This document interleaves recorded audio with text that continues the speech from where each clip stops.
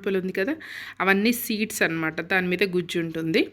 దాన్ని మనం ఈ వాటర్ సహాయంతో సపరేట్ చేసుకోవాలి. ఇలాగే కూడా తినేస్తారు, పర్వాలేదు. కాకపోతే కట్మిట్ ఉంటుంది. ఈ సీడ్స్ కూడా నమిలి తినేయచ్చు, టేస్టీగానే ఉంటాయట. కానీ నేను ఎప్పుడు తినలేదు అలా. అంటే 1, 2 కదా అప్పుడప్పుడు వచ్చేవి, అందుకే ఎప్పుడు అలా సాహసించలేదు. ఇవి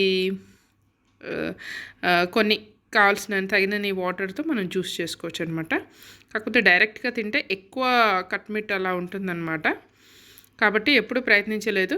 ఒకేసారి 4, 5 వచ్చాయనుకోండి, 4, 5 లేదా 5, 6 అప్పుడు ట్రై చేస్తా ఒకటి కంపల్సరీ.